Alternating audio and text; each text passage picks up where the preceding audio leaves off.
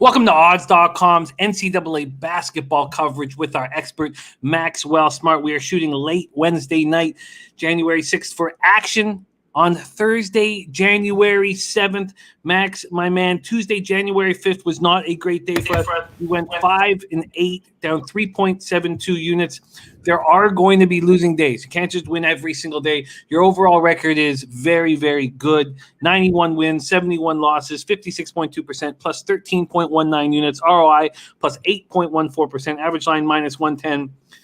These days happen. You bounce back like a monster. How are you feeling about this Thursday, January 7th card?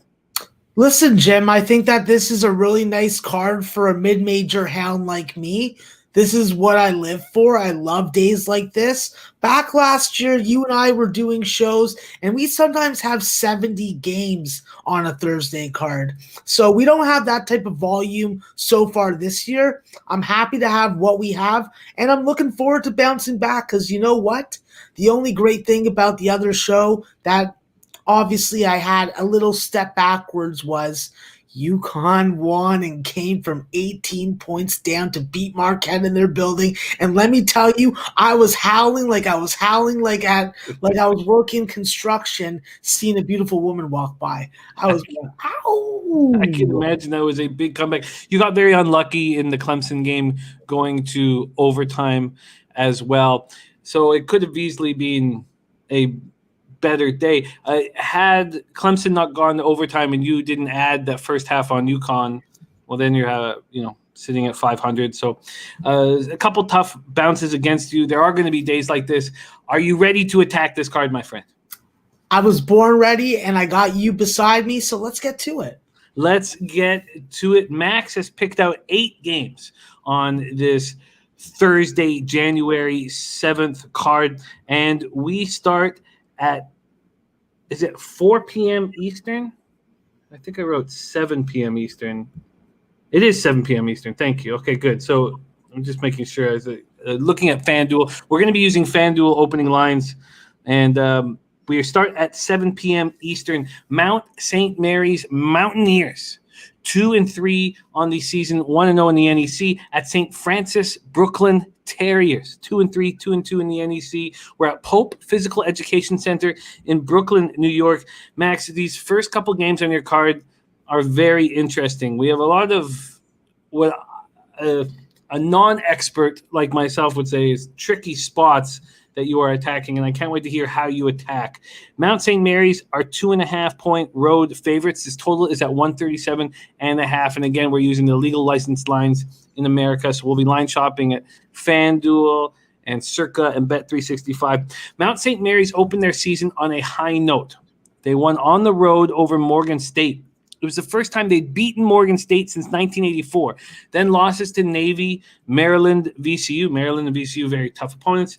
Followed by a very easy win, 75-57 over St. Francis, Pennsylvania, who's also a game that Max is breaking down today. That was on December 8th.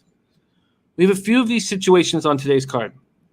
What followed was back-to-back COVID shutdowns, one on December 10th, another one on December 21st. The team had been led by senior guard Jalen Gibbs, who was averaging 16.5 points per game. He has left the team due to personal reasons. I tried to get more information. I could not. Now, last year's leading scorer Damian Chong-Kui, who's averaging 12.6 points, 4.8 assists, has to step up in a very big way. They already have a short rotation. Hit just 43.2% of their field goals, get poor distribution, averaging just 10.6 assists per game, and now they lose their leading scorer. St. Francis has lost back-to-back games at Central Connecticut and at home to St. Peter's. This is their first game since the Christmas break. St. Francis's defense lets them down. They allow 85.2 points per game. They're led by guard and Brooklyn native senior Travis Atson, who averages 16.2 points, 9 rebounds a game. A lot of boards for a guard. Second leading scorer Rob Higgins is averaging 14.8 points per game, but he's hitting just 36.1% from the field and is just 4 for 27. 4 of 27 from 3 through 5 games this year. Max, your card starts in Brooklyn. Take it away. Mount St. Mary's, St. Francis. Jim, when it comes to this game, you took the words right out of my mouth. Jalen Gibbs left the team. Now, obviously, with every collegiate program, you are always prepared for player departures, but absolutely not were you prepared for a situation like this. I think that you nailed it. Damian Chongqui has to come in and he has to be the alpha scorer on this team, which means that he has to drive to the bucket as often as he can, and he has to get to the free throw line and make those free throws. Luckily, he does have Nanu Apoku and Malik Jefferson to help him on the pick and roll. I think that with this Mount St. Mary team, they have to really win with defensive transition. They have to get back, they have to stop easy breaks, and they have to stop St. Francis Brooklyn from getting to the bucket, because we've watched St. Francis Brooklyn. We bet on St. Francis Brooklyn. And what do we know about them? The Terriers like to run just like their animal logo. Okay, so when it comes down to it, I think that St. Francis Brooklyn is the team and the side to be on in this spot. Mount St. Mary's had trouble limiting fouling, and if you put St. Francis Brooklyn on the line, that means that they're driving to the bucket, they're finding lanes to penetrate, and that means that your defense isn't doing their job. Plain and simply, St. Francis is at their best when the game is high scoring, and being a home dog, playing a team that relied on Jalen Gibbs from the three-point line so much and now has to rely on the next man up, Josh Reeves. While I do think there will be a drop-off, I don't think that it'll be a completely drastic drop-off. This is a reasonably talented player for the conference and level of competition. With St. Francis Brooklyn, plain and simply, they need a better start, Jim. This is a team that's definitely done a good job of getting past 40 in the second half. So it is a team, they are a team and program that, first off, a live team total may be worth a shot, maybe a second half overplay. So there's a variety of different ways that you can attack St. Francis, because they have been such a slow starter and have had to turn it on late if they want to win the game. In this situation, I don't think that they're going to need a big turnout in the second half. I think that this is a team that has to go up against a defensive team and has to win with offense. You said it, Jim. Travis Adson's been doing some work on the glass, and him and David Muencott need to step up and be able to stop this penetration from Mount St. Mary, and they have to also limit Malik Jefferson. With the St. Francis team, they need to get to the free throw line where they do have a slight advantage. Their 45% three-point defense has to come down, especially against this opponent, and win on the glass. You know, if you're going to get second chance opportunities, you got guys that know that if you get an offensive opportunity like that, you go right back up, try and get fouled, throw it off the glass. I've watched enough of the St. Francis Brooklyn team to really have a good perspective of how they play in game. And I think that if they get their tempo, they're going to be able to win this game. I'm not going to take the 2.5, Jim. I'm going to actually ask you to line shop for a money line for me, please. Makes perfect sense. Bet365 doesn't have this game available. Your breakdown makes absolutely perfect sense. It's already moved to 2 at Circa. I wonder if it'll be, a pick 'em when we wake up this morning. Right now, you can get plus 122 at FanDuel. Yeah, sign me up for that, please. This is a bet that makes perfect sense to me, Max. And if it was available to me, I would bet it as soon as the show is over. Makes absolutely perfect sense here. Okay, so we start Max's card with St. Francis Brooklyn Terriers at plus 122. And if you look up the scoring leaders on Mount St. Mary's, they need guys who are in the low double-digit minutes, even at 20 minutes a game, who are scoring 3.6, 5.5 points per game to step up in Jalen Gibbs' absence. And I do not think that we're going to get this kind of number. I don't think Mount St. Mary's is going to be road favorites for a little while. So great look to get things started. We move on to another 7 p.m. Eastern spot. St. Francis of Pennsylvania, Red Flash, 1-4, 0-1 in the NEC. At Long Island University Sharks, 1-1, 1-1 in the NEC. Steinberg Wellness Center, Brooklyn, New York. We are getting I thought I just had this in front of me. Thought that I had the St. Francis LIU game in front of me. I do. Here we go. Oh, no. St. Francis of Brooklyn. All right, I'm going to move over to – no, there it is. Sorry. St. Francis, Pennsylvania is 2.5-point dogs with a total of 149.5. LIU short favorites here. Let's start with St. Francis of Pennsylvania. After opening the season with a big win at Pittsburgh as 15.5-point underdogs, the Red Flash lost 4 straight, all by 15-plus points to UMBC, Virginia, Liberty, and Mount St. Mary's. They then had to shut down the program due to a positive COVID case. This is their first game since the Christmas break. They hit just 40.6% from the field. They get just 10.8 assists per game. They're led by 6'9" senior Mark Flagg, who averages 12.8 points, 7 rebounds. He hits 64.1% from the field, but just 58.3% from the stripe. And it's actually an improvement from last year when he shot 44.6% from the foul line. Senior guard Ramir Dixon Conover played in their first 2 games of the season and put up big points in that first game and then hasn't returned. I don't know, Max, I tried to get information on if he's ever coming back, why he left. I had a difficult time getting that information.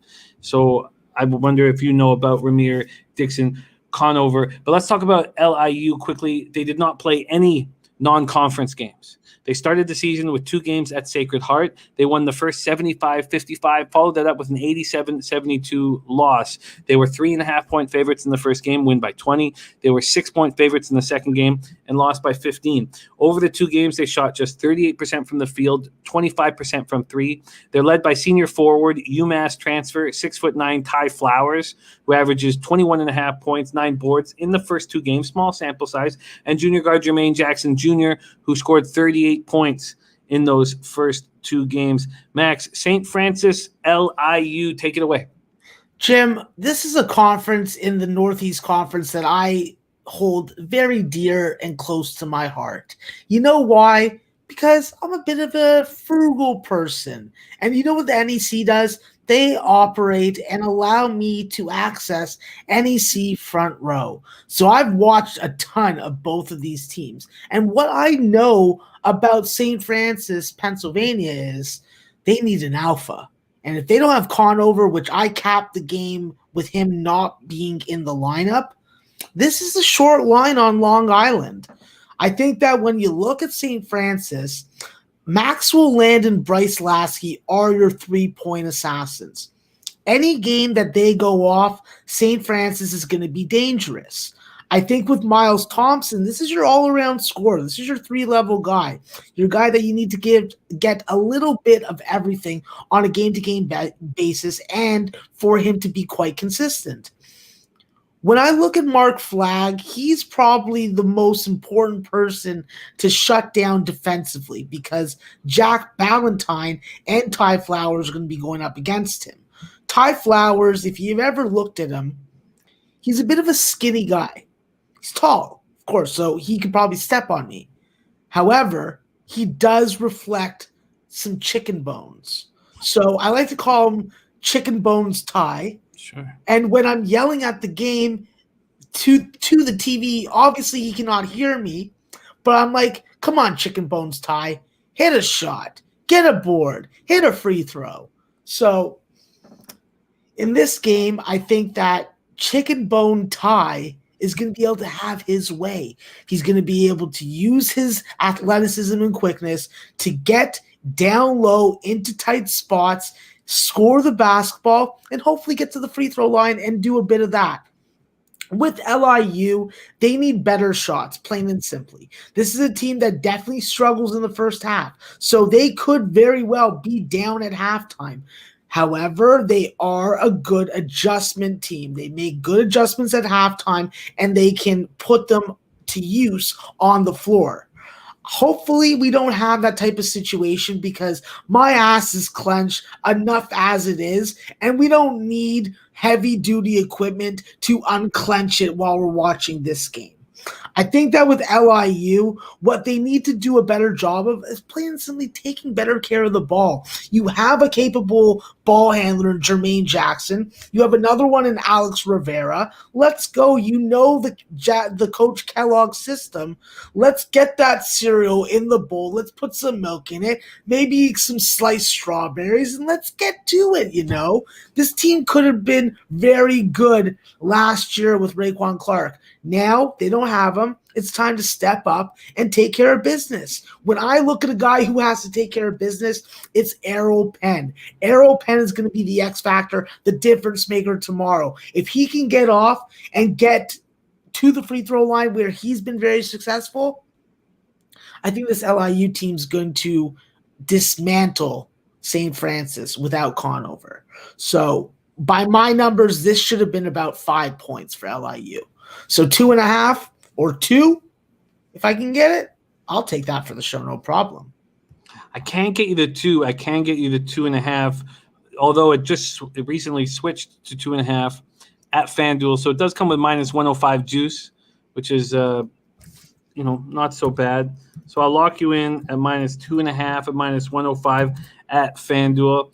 And this is another spot that makes a ton of sense. We saw what the St. Francis Red Flash team can do with Dixon Conover. They beat Pittsburgh at Pittsburgh, first time in school history. And without him, they're losing games by 15-plus points. And if you are in trouble against St. Francis late, you just put Mark Flagg on the line and let him cost the team.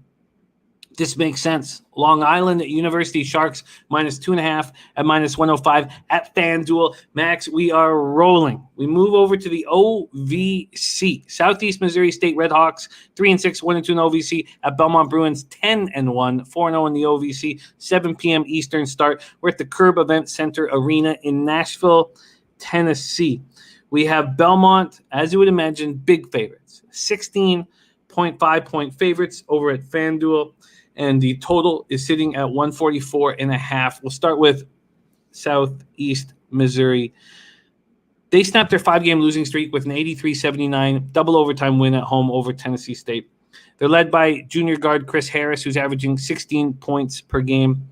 Guard Eric Reed Jr. is averaging 11.1 points per game, but he's hitting 54.4% from the field and 50% from three. Belmont has won 7 straight. 10 of 11 to start the season. They hit 48.9% from the field, 74.2% from the stripe. Junior guard Luke Smith is averaging 15.9 points per game, hitting 45.7% from three. 6'11 junior center Nick Mazinski is averaging 15.5 points, 5.7 rebounds a game, and he has scored in double digits in every game this year. Consistent, can be counted upon.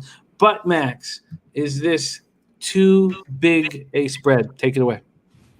Jim, one thing that SEMO knows when they see Belmont on the other side of the court before a game is that there's a pretty good chance they're going to lose by 20 plus. So ordinarily, I would just be like, yeah, Belmont, give me some of that cake. Well, I don't want that vanilla cake. I want the chocolate cake. And let me tell you why I want the chocolate cake. Let's just get a little background first on this series. First off, it's the battle of two very good ATS teams. Belmont's been good ATS as a favorite. SEMO's been very good as an underdog. So there's that. So if you've been betting on both these teams, you're probably going to have this issue of deciding, oh, Belmont, you helped me get this car payment paid.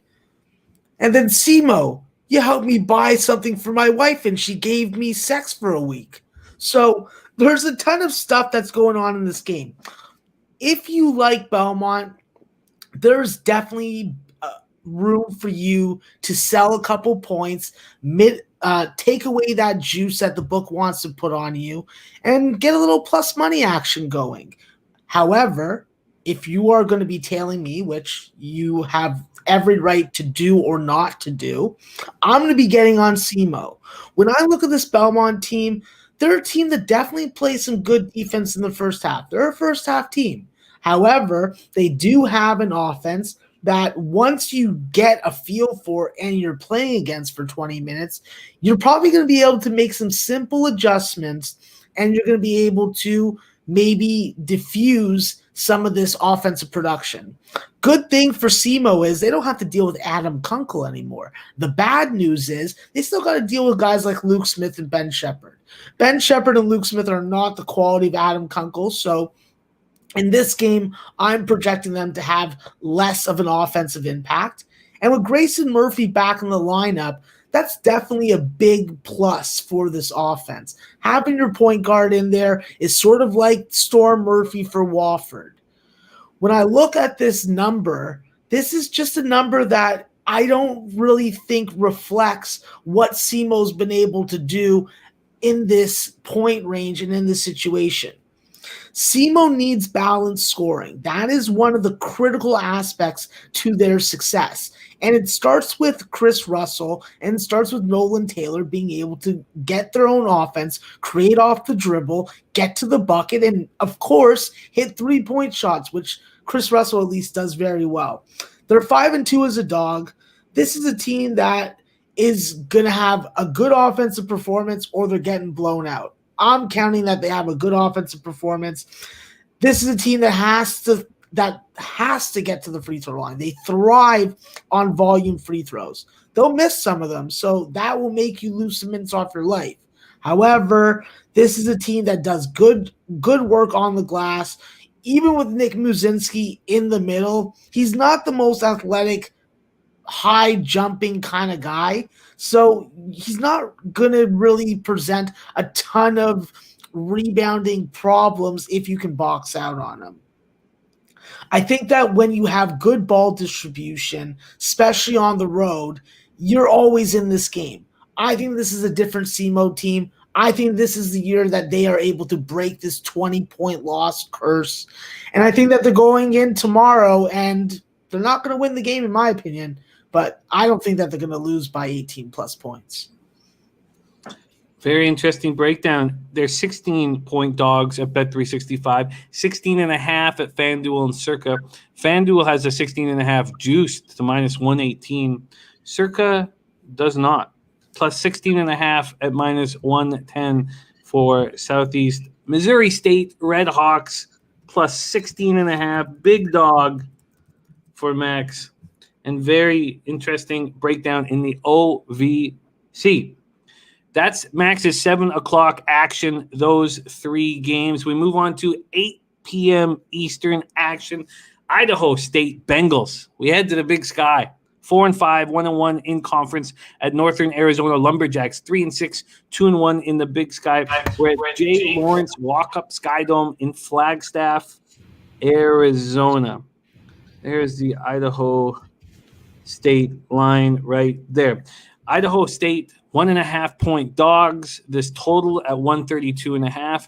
Max, you said this Northern Arizona Lumberjacks team was better than it looked early in the season, and you were absolutely right. Idaho State will start with. They picked up their first win over a Div 1 opponent this year in their final game before the Christmas break. A 71-56 win at Northern Carolina as 9-point underdogs. Northern Carolina shot 1 for 11 from 3. 6'8" sophomore center Braden Parker led the way with 26 points and 6 boards. It was his second straight game with 20-plus points for Idaho State. He's tied for the team lead in points with senior guard Tariq Cool at 12.8 points per game. Now let's go to Northern Arizona. After losing at Gonzaga by 30 points in their first game back from the Christmas break, Northern Arizona won at Idaho in back-to-back games. In the first one, they hit 46% from the field and 42.9% from 3, and only turned the ball over 6 times. In the second one, they were taking overtime, but prevailed 83-78. They're led by junior guard Cameron Shelton, who Max has spoken about on this show, who's averaging 21.3 points per game, 5.4 rebounds, 3.2 assists. He scored 54 points combined in the 2 wins over Idaho.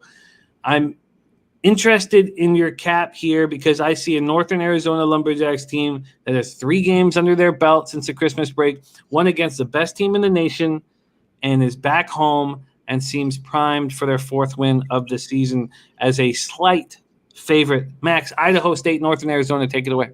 Jim, you hit it on the tip of the bottle, like when you're popping open a Jameson and pouring yourself a drink. You got it, bud. Like, listen, let me tell you something. Idaho State, they're improved, and you nailed it. With Braden Parker being able to contribute that type of production, yes, that means that Idaho State is probably not going to be a cupcake that you could just walk over, throw in your mouth, eat in 2 bites, and eventually digest out the other hole. So with Braden Parker, it's definitely key for him to get good shots. So what I mean by good shots are shots that are coming off good passes, off screens, and you know what? Just trying to open up the floor for him to get out in transition and get to the free throw line where he is quite effective. With Idaho State, this is a team that definitely thrives on a fast start and has shown already an ability to make decent second half adjustments. With this Idaho State team, one of the main areas of concern I have are with fouling and with turnovers. This is a team that turns the ball over a lot. And when you look at the guys who are making these mistakes, these are guys that you really count on. First off, Tariq Cool. And then, of course, Rob Ford Jr. Obviously, his name is Robert Ford Jr., but I had to bring in the Rob Ford because for all you Canadians and, of course, you Torontonians, you remember our crack-smoking mayor, Rob Ford. So when it comes down to it, this Idaho State team is a team that needs to get above 60. If they get drawn into an ugly tempo game, that becomes very dangerous for them as a team. This is a team that has to go for high percentage buckets. They're a team that easily sometimes can have a ratio of 5 or 6 to 1 to their 3-point attempts. I like that about them. I don't like that for the side perspective, but for a total perspective, I like that. When I think about this Idaho State team and I think about what I've watched and how my numbers have changed to reflect what I've seen, this is a team that has to hit their free throws. They have to do a good job of getting close to the rim as often as possible, share the ball, and avoid the fundamental mistakes like stepping on a sideline, a 10-second violation, a 5-second inbound violation. These are the kind of mistakes that you expect to see at a lower level, not in the Big Sky Conference. When we're talking about NAU first off's won 3 out of 4, like you mentioned, Jim. 5 straight cashers. First half numbers are a little skewed because of the ass whooping they took from Gonzaga. So this is a team that I could even get behind supporting a first half. But with my first half plays, I'll just leave that alone. We'll focus on full game. The key for Northern Arizona in this game tomorrow is to somehow erase this curse of not playing well at home. They played well on the road. They played terribly at home. Maybe that's a little due to the competition. This is a winnable game. They need 4 double-digit scores. So Luke Adalovich, you need Cam Shelton, and you need Cam Shelton hitting his free throws because I can't even count on both my hands how many free throws that he's missed when I've been watching games. You need 2 out of either Carson Tout, Jay Green, Nick Maines, or Keith Heyman to come out off the pine and give you offensive production. If you get 2 out of those 4 guys, this is a team that guards physical on the wing. They can guard without fouling. They limit their turnovers. And I think we're buying low on them again. This number should have been 3.5 or 4. I think that it's going to rise by the time this game gets started tomorrow. And with a team that can hit their free throws, make a good deal of 3-point shots, and cover up that blemish of not having any actual rim protection, it's NAU or pass for me on this one, Joe. Makes a ton of sense. Sardi moved to 2 at Circa, but you can get him a -1.5 at both Bet365 and FanDuel. We will lock you in right now. Northern Arizona full game, a -1.5, and this will be a spot that I will be tailing.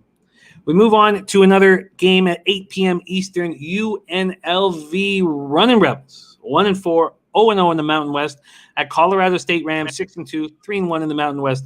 Moby Arena, Fort Collins, Colorado. And capping in the COVID era we will remember forever.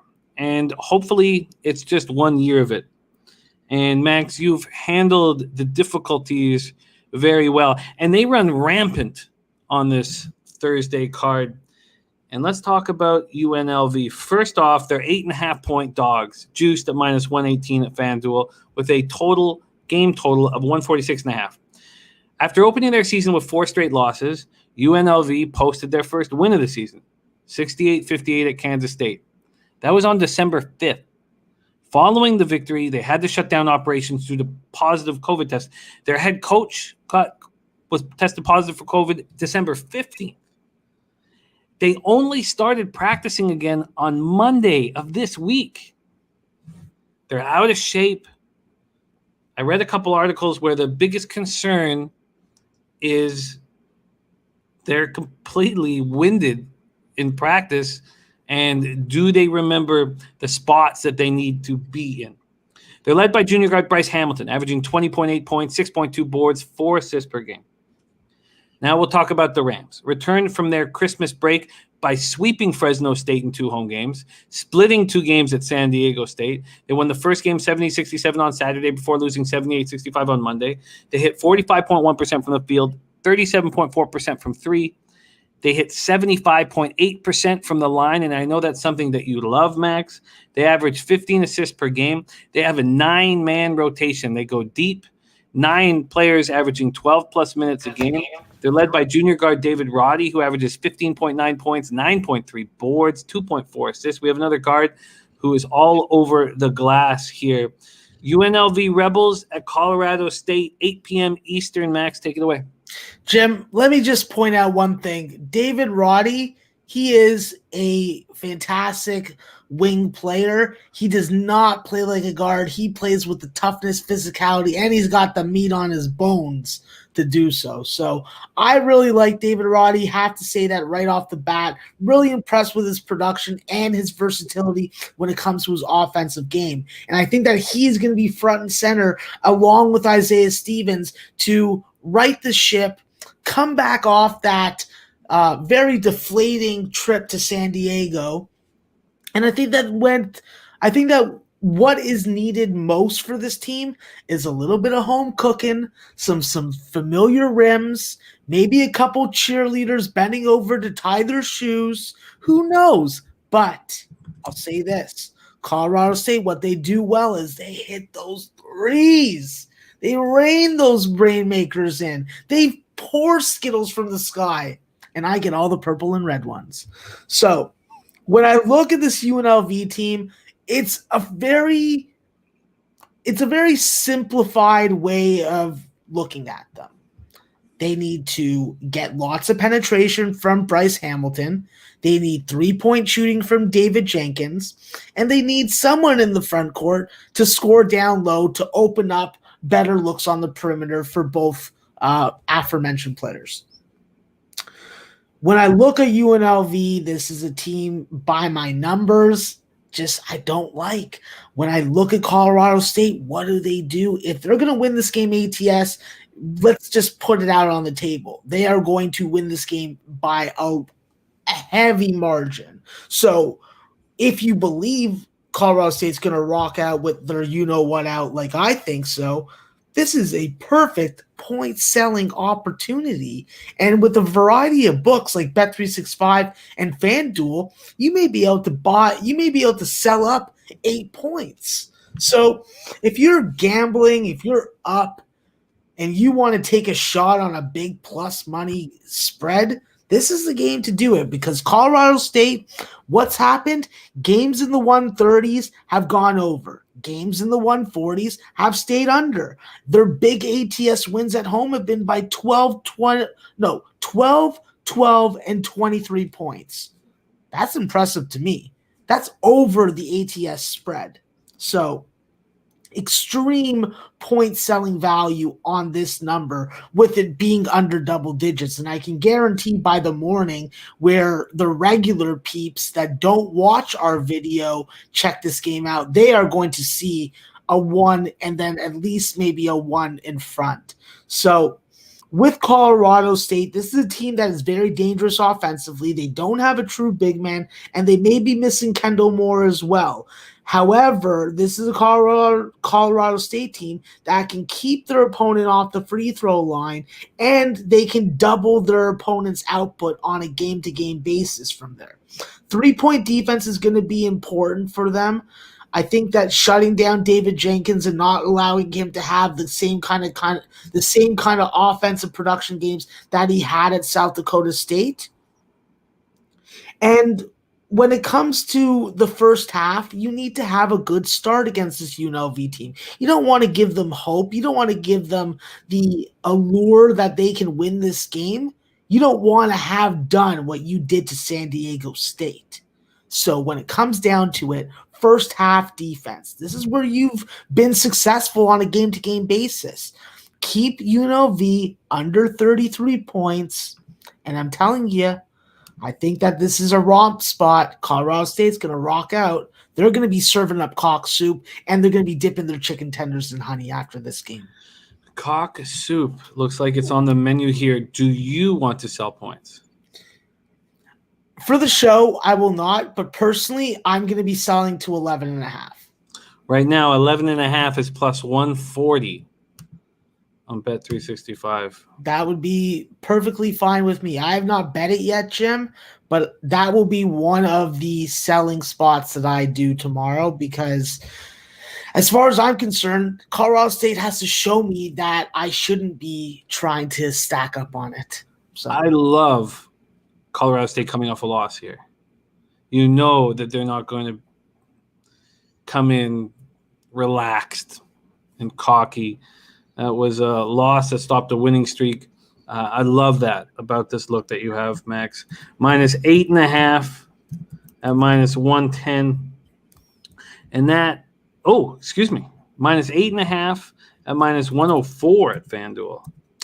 Thank you, FanDuel. Wow, that's a thing of beauty right there. Minus 8.5 and minus 104. Max, all of these looks so far. Now, I don't know if that means it's going to equate to glory, but I really like them. Let's move to 8:30 p.m. Eastern. We have BYU Cougars 9-2, 0-0 in the WCC at Gonzaga Bulldogs 10-0, 1-0 in the WCC. McCarthy Athletic Center in Spokane, Washington. What a tough spot BYU finds himself in. 17.5-point dogs, a total of 162.5. Gonzaga was scheduled to play West Coast Conference rival Santa Clara Thursday afternoon. The game was postponed because of positive COVID tests in the Santa Clara program. Instead, undefeated Gonzaga, the toast of college basketball, will face BYU at 8:30 Eastern. BYU was originally supposed to play against Pacific. That was postponed due to positive cases in the Pacific program. And this is a very tough matchup in their first game back from the Christmas break, man. I don't know. This is optional misery that they have chosen here. After losing at home to Boise State 74-70 as 3.5-point favorites, they reeled off 4 wins in a row over Utah, then number 18 San Diego State, Texas Southern, and on December 23rd, their last game that they played before the break, 87-79 at home over Weber State. They hit 47.8% from the field. They get nice distribution with 18.5 assists per game. They're led by 6'2 senior guard Alex Barcelo, who's averaging 16.9 points, 4.6 boards, 4.8 assists per game. And they have 7'3", 250-pound Dutch center Purdue transfer Matt Harms, who is averaging 11 points and 4 boards a game. I tell you what, if I could be in that 7'3", 250-pound body, I would not be only averaging 4 rebounds a game. Gonzaga is the most dominant team in college basketball. They average 95.1 points per game. They outscore their opponents by an average of 22.7 points per game. They hit 55.4% from the field. They get 20.7 assists per game. Corey Kispert averaging 21.6, 4.5 boards. Drew Timme averaging 18.4 points, 7.3 boards are an extremely difficult front court duo. Now you have guard Jalen Suggs, who's stepped up in an enormous way. He's now moved up on the most important award lists in the country. 13.9 points, 5.5 rebounds, 5.4 assists. He was added to the Naismith list this week. He's directing the show. This is a very, very complete basketball team, Max. 17.5-point favorites. Is it too much? Jim, we love to talk about teams. That's how we break down games. But the reality is we're betting the numbers. And in this game, you know what it's going to be. The number says BYU. The bottom line is, when you look at this BYU team, let's look past Matt Arms, the Purdue, let's call him traitor. All right? Yeah. Hi, I'm Matt Arms. I can't play for Coach Painter anymore, so I'm going to be a beta, and I'm going to head over to Utah. Okay? So don't get me started on Matt Arms. The reason why he averages 4 rebounds is because he's soft and he's weak. He's tall. He's good for reaching up to the top shelf and getting you something. Aside from that, I don't see what his use is. Now that I'm done ranting about Matt Arms, I'll move on to the game. When you look at this BYU team, what they do well is they play defense. They are a very good defensive team. They do a good job of guarding on ball, and that's guys like Alex Barcelo, and that's Brandon Everett. With Brandon Everett, you have a good floor general who came to BYU for games like this. Big games, nationally televised games. Both these teams have very good ball movement, so there really is an advantage there. It's who can take the other team out of rhythm for the longest and the most often in this game is going to win. When you look at BYU, what they have to do and focus on is not being the victim on the offensive glass versus Gonzaga. We've seen Gonzaga thrive on getting these offensive rebounds, usually with Anton Watson or Drew Timme grabbing them and then going up for some sort of kind of scoring play. When I think about the matchups that BYU is going to have to throw at Gonzaga's front court, they do have the size. I don't know if they have the athleticism. This could be another mismatch down low like the USC front court was for them. However, I do think that with Gonzaga, this is a team that we're used to seeing them being a lot more prolific from the three. The fact is, though, the only one who you got to really stop and chase off the three-point line is Corey Kispert. Jalen Suggs and Andrew Nembhard are kick and drive type guys. They'll either go to the bucket themselves or they'll pass it out once they get into the paint. And there really just isn't another 3-point scoring weapon. I think that when you look at Gonzaga, where they do their work is inside. They go to the bucket with everybody. Everybody goes to the bucket. They score 35 or so 2-point field goal makes the game. That's, I don't know, I think that's like 5 or 6 more than BYU makes. So that's a big difference there. I think that's going to come down to defense in this game, and I think that that's where BYU is going to step up. BYU does not want this game at a 4-point per minute pace. That is a losing effort because what we know from this matchup from watching it year to year is BYU, they were able to win last year at home. Now they're not at home. They're going on the road. They're going to the Kennel. The Kennel's not going to have people or not a lot of people. However, you've seen that Gonzaga has dominated there, winning by 20 plus. So when you look at the ATS margins, this is another spot where if you don't agree with BYU, then sell some points on Gonzaga because the last, 5 games that they played, Gonzaga has not only beat them on the spread, but beat them on the spread by 10-plus points in 5 out of those 6 games. I'm going against that trend.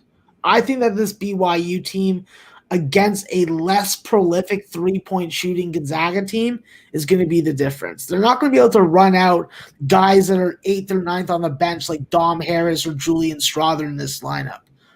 I think that BYU is game to go, and if Alex Barcelo continues his hot shooting, which is like 60% from the 3-point line right now after a handful of games, BYU staying in this number.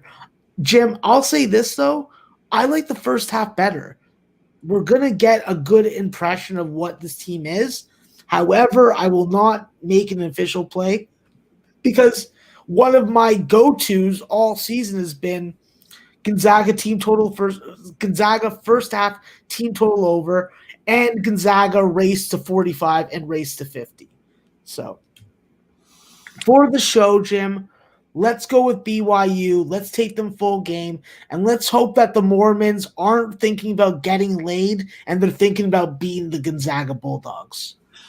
Plus 17.5 at minus 110. 15 days off your Cougars have had. And now they face the number one team in the country. Plus 17.5 at minus 110 available at FanDuel. I believe that was a 17 at Circa.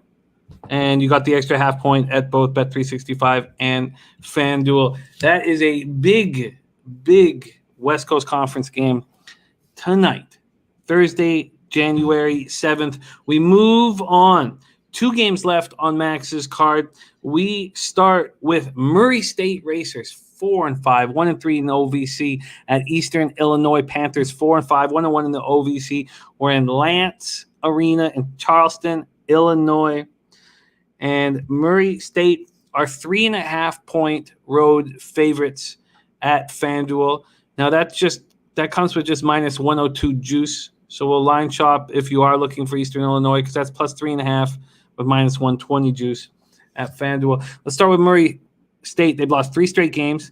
They lost their last game 61-56 at home to Morehead State as 12.5-point favorites. They shot 35.3% from the field. They must be an angry group. They're led by 6'5" junior guard Tevin Brown, who's averaging 13.3 points, 5.9 boards, 4.1 assists. And that's down from the 17.9 he averaged last year. He's also having the worst shooting season of his 3-year career and is mired in a 3-point shooting slump, hitting just 4 of his last 26 from beyond the arc. Eastern Illinois won 2 of 3, coming off an 87-81 win at home over 1-10 Tennessee Tech. They shot 58.2% from the field, 50% from 3. On the year, they hit just 43% from the field and only get 12.8 assists per game. They are led by guard Josiah Wallace, who's averaging 17.9 points and hitting a gaudy 57.1% from 3. 8:30 p.m. Eastern, Murray State, Eastern Illinois. Take it away, Max. Yeah, listen, Jim, let me just put it quickly like this. Tevin Brown, shape up or ship out, bud. All right, this is a team that needs you, and they're not doing what they got to do. They have a team percentage at the free throw line below 70%. And I do not approve. That means that there's no cupcakes, no ladies of the night, and absolutely no chicken tenders with honey. You can have honey mustard with that. So let me put it like this, Jim. With Murray State, they are a terrible ATS team. They're going up against Eastern Illinois, who is an equally bad ATS team. I think that both these teams have 2 ATS wins combined. So it's not a pleasant game to try and find your edge on. However, I'm a hound dog, like I am a hound dog in many areas of my life. And I found an edge, and we're going to get on that edge. Let's put it like this. Murray State is bad with your money. They are not misunderstood. They are lacking offensive production on a nightly basis from guys like Justice Hill and Devin Gilmore and KJ Williams. You need KJ Williams and Devin Gilmore to have 14 to 15-point scoring productions and do the regular work on the glass that they're doing in the same game to beat this Eastern Illinois team. Murray State has 4 straight D1 losses. And you know what? 2 of those games have gone under and 2 of them pushed. So you probably hit unders also on them. They have had trouble scoring the basketball. The highest output they've had in those 4 losses was 70 points, 55, 56, and 66. That's not acceptable. That's not going to beat Eastern Illinois. This is an Eastern Illinois team that has continuity. This is an Eastern Illinois team that has front court players in George Dixon and Manny Friday that can go up against the front court of Murray State. When Eastern Illinois is at home, this is a team that I would have hopes that they can stay competitive. However, let's just be frank about it. They beat Western Illinois and Tennessee Tech lately, and they didn't even cover. So this is a spot where I think Eastern Illinois is able to do a better job on the three-point line, limit Murray State's free throw trips, even though that may actually be a good thing to put them on the line, win the turnover battle, which they're already +4 on an average game-to-game basis, and then win the offensive glass. Let George Dixon grab a couple rebounds and get the ball out to like Josiah Wallace or even Marvin Johnson. Marvin Johnson definitely stepped up for Josiah Wallace while he was out with injury, but now Wallace is back, and him and Wallace need to go off in this game. Marvin Johnson's a 40% three-point shooter. If he can keep that percentage up and hit maybe 2 or 3 in this game, I think Eastern Illinois has a chance to win it. I think that Eastern Illinois needs to rotate lots of bodies in. Murray State is going to do the same thing. I lost my train of thought there, Jim. No problem, buddy. However, Josiah Wallace is a difference maker in this game. The fact that he was back probably determined why they were able to beat Tennessee Tech. I think that if you can get the offensive production from Batman and Robin, a.k.a. Wallace and Johnson, you will be able to stay in this game against this Murray State team. They have not given you any reason to back them ATS-wise. They've been burning your money. So is Eastern Illinois. One of them's going to cash for you, and we're taking the home dog. Ruff, ruff, ruff, ruff, ruff. Give me those treats. +3 at -110 at Bet365 and circa +3.5 at -120 at FanDuel. Yep, I'm taking the 3.5, Jim. I'm taking the -120. I hope it doesn't come back and smack me in the mouth. +3.5 at -120 for Eastern Illinois. See what we get if we did want to buy that half. Yeah, -125. Okay. So +3.5 at -120. Max is moving on Eastern Illinois Panthers at home in Charleston, Illinois. We have one final game on Max's card, 9 p.m. Eastern. Big Sky Country. Idaho Vandals, 0-7. 0-4 in conference at Southern Utah Thunderbirds, 7-1, 2-0 in conference. We're at the America First Event Center, Cedar City, Utah. Southern Utah is 13.5-point favorites at FanDuel. That's with -106 juice. We'll start with Idaho. The Vandals came very close to their first win of the season in an 83-78 overtime loss at home to Northern Arizona last out. They're losing by an average of 15.3 points per game on the season. 6'8" senior center Scott Blakeney leads the team with 12.7 points, but is only getting 2.6 rebounds a game. He fouled out late in the overtime loss to Northern Arizona. Sophomore guard Gabe Quintet is the only other player in double figures. He's averaging 10.7 points per game, but he is hitting 48.4% from three. Southern Utah is in their first game back from the Christmas break. Their last two games before the break were easy wins over National Christian Collegiate Athletic Association Bethesda Flames. Their last game against a Div 1 opponent was a Bet Max 1, and I tailed when they beat Dixie State 85-78, but didn't cover. And in that game, Max gave it out on the show at +11.5. That went down to +8.5. So even if you got in late, you still cashed. In that game, they hit 46.9% from the field. Oh, sorry. Over the season, they hit 46.9% from the field, but just 66.9% from the foul line. And that reared its ugly head when we covered with Dixie State against them. They're led by shooting guard Tavian Jones, who's averaging 18.1 points per game, and point guard John Knight III, who's averaging 12.9 points, 5.5 boards, 4.6 assists a game.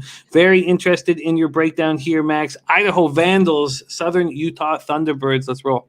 Yeah, Jim, with Idaho, plain simply, you got to stop them from the three-point line. With guys like Dane Thacker, DeAndre Robinson, and obviously you just mentioned Gabe Quinnett, these are guys that are capable of hitting a long-distance shot and basically squashing your dreams of cashing this ticket, taking it to a local strip club, and supporting a local stripper.